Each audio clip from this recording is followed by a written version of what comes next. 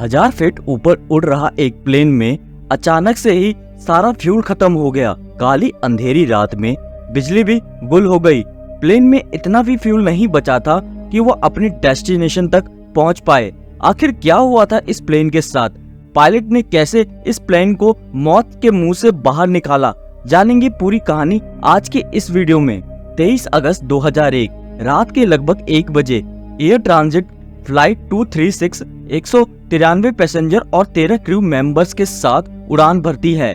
इस प्लेन के कैप्टन के पास 16,800 घंटे फ्लाइट आवर वर्क एक्सपीरियंस था, तो वहीं फ्लाइट के फर्स्ट ऑफिसर के पास 4800 घंटे फ्लाइट आवर का वर्क एक्सपीरियंस था।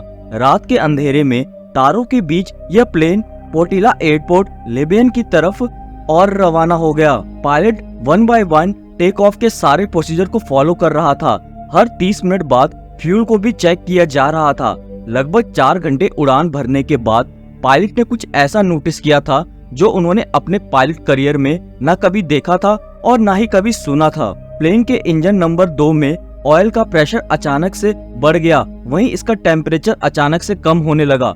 नॉर्मली किसी भी प्लेन के साथ ऐसा नहीं होता, इसीलिए इसकी वजह का पता लगाना बेहद ही मुश्किल भरा काम था दोनों पायलट्स के लिए। यहाँ पे प्लेन के कैप्टन को लगा कि यह एक कंप्यूटर एरर हो सकता है कि प्लेन का फ्यूल टैंक में लगा सेंसर गलत इंफॉर्मेशन कंप्यूटर में भेज रहा हो।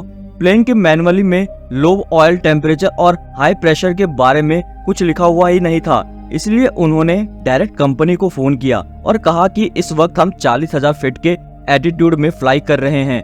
प्लेन के इंजन नंबर 2 में लो टेम्परेचर और हाई प्रेशर शो कर रहा है। आखिर इसमें प्रॉब्लम क्या है और इसका समाधान कैसे किया जाए? कंपनी के स्टाफ को भी इसके बारे में कुछ समझ नहीं आया और उन्होंने कहा कि हम मेंटेनेंस डिपार्टमेंट में बात कर रहे हैं और फिर हम आगे बताएंगे आपको। अब तक पायलट का कोई सॉल्यूशन नहीं मिला। 40,000 फीट ऊपर उड़ रहे प्लेन का अब क्या होगा, ये सिर्फ ऊपर वाला ही डिसाइड कर सकता था।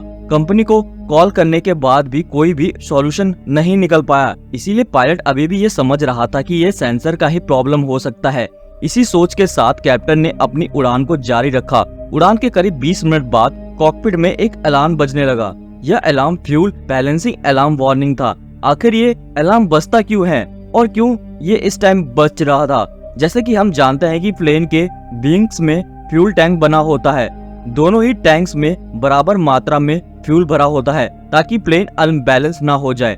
अगर राइट साइड के विंग्स में 25% फ्यूल से भरा होगा तो जबकि लेफ्ट विंग में 50% फ्यूल भरा होगा, तो ऐसे में प्लेन लेफ्ट की ओर झुक जाएगा या यूं कहें कि प्लेन अनबैलेंस भी हो जाएगा। इसलिए प्लेन में एक अलार्म सिस्टम इंस्टॉल किया जाता है जो कि फ्यूल के क्वांटिटी को सेंस करके यह पता लगाता है कि प्लेन के टैंक्स में बराबर मात्रा में फ्यूल मौजूद है या नहीं। अब क्योंकि राइट साइड के कंपोजिशन में लेफ्ट साइड की और फ्यूल डबल अमाउंट में मौजूद है, इसलिए अगर प्लेन को बैलेंस करना है तो लेफ्ट साइड के फ्यूल टैंक से फ्यूल को ट्रांसफर करके राइट साइड के फ्यूल टैंक में भरा जा सकता है।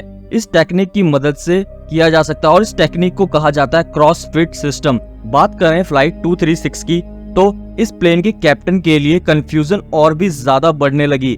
पहले तो ऑयल टेम्परेचर का कम होना, इसके बाद ऑयल प्रेशर का भी अचानक से बढ़ जाना और फिर फ्यूल इनबैलेंस का अलार्म बजने लगना। पायलट को लगा कि यह सेंसर प्रॉब्लम हो सकता है। प्लेन के टैंक में उतना ही फ्यूल मौजूद होगा, लेकिन यहाँ पर सवाल ये आता है कि अगर प्लेन के टैंक में उतना ही फ्यूल मौजूद था तो फिर ये फ्यूल इनबैलेंस वार्निंग क्यों बज रहा था बार बार? इसे तो बजना ही नहीं चाहिए था। ये अलार्म तभी बजता है जब प्लेन के वन साइड के फ्यूल टैंक में बराबर मात्रा में फ्यूल मौजूद ना हो। कंफ्यूज पायलट अब और भी ज्यादा कंफ्यूज में फंसता जा रहा था और इसी चक्कर में उन्होंने एक बहुत बड़ी गलती कर दी। उन्होंने क्रॉस फिट सिस्टम का इस्तेमाल किया और लेफ्ट साइड के टैंक से फ्यूल को राइट साइड के टैंक में ट्रांसफर करने लगा। इतना सब कुछ होने के बाद पायलट को कहीं ना कहीं ये लगने लगा कि प्लेन में कोई फ्यूल लीकेज तो नहीं है, पर फ्यूल भी अगर लीक होता तो अलार्म के जरिए पायलट को पता चल जाता कि कुछ गड़बड़ जरूर है, पर फ्यूल लीकेज का कोई भी अलार्म कॉकपिट में नहीं बजा। कैप्टन को अब भी यही लग रहा था कि सब कुछ एक कंप्यूटर एरर है। पायलट ने अब फ्यूल के अमाउंट को और बचे हुए डिस्टेंस को कैलकुलेट किया तो काफी हैरान कर देने वाला नतीजा सामने आया। प्लेन के टैंक में फ्यूल की कमी हो चुकी थी। अब इतना भी फ्यूल नहीं बचा था कि प्लेन अपने एयरपोर्ट तक पहुंच सके। कैप्टन ने तुरंत ही कैबिन क्रू को कॉल किया और कहा कि इंजन नंबर 2 में लाइट फ्लैश करके देखो क्या दिखाई दे रहा है, कहीं कोई फ्यूल तो लीकेज नहीं हो रहा है। दोस्तों ये आइडिया तो काफी अच्छा था, लेकिन काली अंधेरी रात में लाइट फ्लैश करने के बाद भी बाहर का नजारा दिखाई नहीं दे रहा था और कुछ भी पता नहीं चल रहा था। इतना सब कुछ हो जाने के बाद पायलट्स को भी रिस्क नहीं लेना चाहते थे, इसीलिए उन्होंने एटीसी को फ्यूल इमरजेंसी डिक्लेयर कर दिया। अब पायलट्स के पास एक ही ऑप्शन बच गया था, किसी तरह इस प्लेन को एयरपोर्ट में लैंड करा दिया जाए। 20 मिनट और लगातार फ्लाई करने के बाद फ्यूल इंडिकेटर भी इंडिकेट करने लगा कि इंजन नंबर 2 बहुत ही तेजी से फ्यूल खपत कर रहा है और कुछ ही देर बाद जो हुआ उस पर यकीन करना ही बहुत ही ज्यादा मुश्किल हो गया। अचानक से प्लेन की सभी लाइट ब्लिंक करने लगी और इंजन नंबर 2 फेल हो गया। एक के बाद एक इस प्लेन में मुसीबतों का पहाड़ टूटने लगा था। कैप्टन ने इंजन नंबर 2 को बंद कर दिया, वहीं इंजन नंबर 1 के पावर को मैक्सिमम कर दिया ताकि वह अधिक से अधिक पावर निकाल सके। लेकिन सिंगल इंजन के साथ यह इतना पावर जनरेट नहीं कर सकता था कि 40,000 फीट पर अपने उड़ान को कंटिन्यू रख सके। प्लेन अपने डेस्टिनेशन की ओर फ्लाई तो कर रहा था, लेकिन वह अपने एटीट्यूड को भी लॉस करते हुए आगे की ओर जा रहा था। एयर ट्रांजिट इसी तरह से लगभग 30 मिनट तक फ्लाई करता रहा। इसके बाद जो हुआ उसने मौत के दरवाजे ही खोल दिए। इंजन नंबर 1 जो कि आखिरी उम्मीद बचा था इस प्लेन के लिए, वो भी फेल हो गया। अचानक से प्लेन की सारी लाइट ऑफ हो गई, हवाओं के चलने की आवाजें और ना ही प्लेन के इंजन का शोर, सब कुछ शांत सा हो गया। आवाज आ रही थी तो बस पैसेंजर की जो ऊपर वाले से यह प्रार्थना कर रहे थे कि किसी तरह उन्हें बचा ले।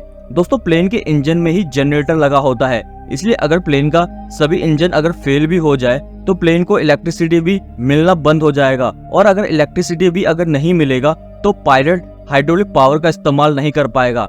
ऐसे में प्लेन को कंट्रोल कर पाना बेहद ही मुश्किल हो जाता है।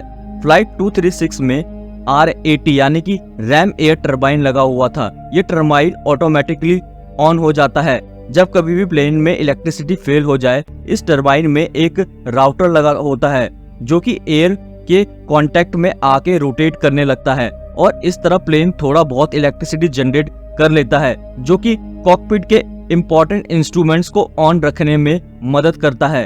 अब पायलट ने एटीसी की वीडियो कॉल किया और कहा कि हमारे दोनों इंजन फेल हो चुका है। इस वक्त हम 30,000 फीट के एल्टीट्यूड में फ्लाई कर रहे हैं और मुझे नहीं लगता कि हम एयरपोर्ट तक पहुंच पाएंगे। क्या हमारे पास कोई दूसरा ऑप्शन है?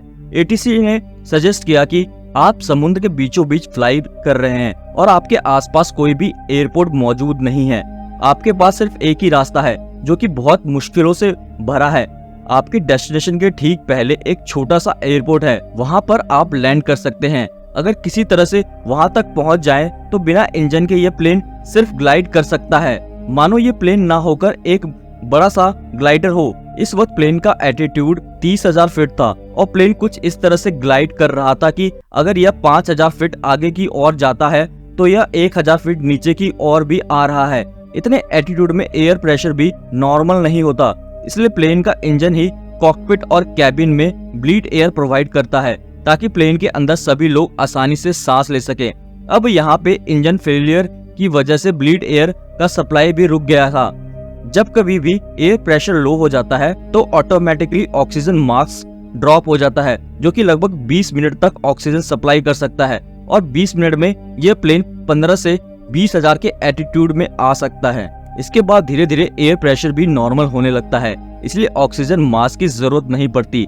फ्लाइट क्रू ने कैबिन में एक अनाउंसमेंट किया कि हो सकता है कि हम एयरपोर्ट तक ना पहुंच पाएं, हो सकता है कि ये प्लेन एयरपोर्ट से पहले ही समुद्र में कहीं क्रैश हो जाए, इसलिए सभी लोग लाइफ जैकेट पहन लें।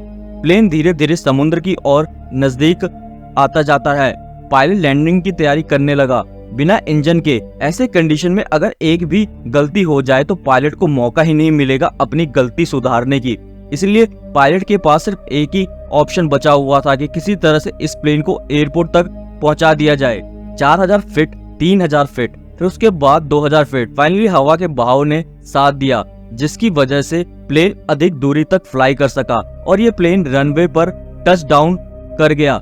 टच डाउन करने के बाद सबसे बड़ी समस्या यह थी कि इतने बड़े प्लेन को रोका कैसे जाए।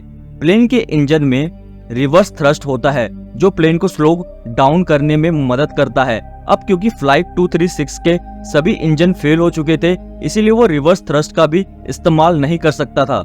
ऐसे में उन्होंने डिस्क ब्रेक के लेवल को फुल कर दिया, जिसकी वजह से प्लेन के टायर बुरी तरह से रगड़ खाने लगे, एक एक करके ब्लास्ट होने लगे। लेकिन फाइनली ये प्लेन रुक गया। प्लेन में बैठे किसी भी इंसान को कुछ भी नहीं हुआ, सभी लोगों की जान बच गई। इस घटना के बाद कैप्टन और फर्स्ट ऑफिसर को हीरो बना दिया गया। अब इन्वेस्टिगेशन की टीम घटना स्थल पर पहुंच गई। फ्यूल टैंक की छानबीन करने के बाद ये पता चला कि इंजन नंबर 2 साइड के फ्यूल टैंक में एक बड़ा सा होल बन चुका था और इस होल से 1 सेकंड में करीब 1 गैलन फ्यूल बाहर निकल रहा था।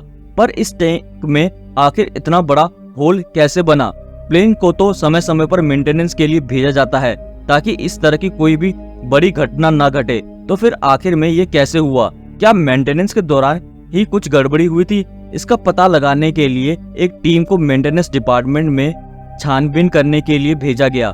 उधर फ्लाइट डाटा रिकॉर्डर से ये पता चला कि बैक टू बैक कई सारे मिस्टेक किया गया था इस प्लेन में। यही कारण है कि इस प्लेन की सिचुएशन इतना खराब हो गया। आखिर वो सारी गलतियां क्या थी? आइए ये समझते हैं। पहली गलती पायलट ने तब किया जब फ्यूल प्रेशर हाई और टेम्परेचर लो हो गया।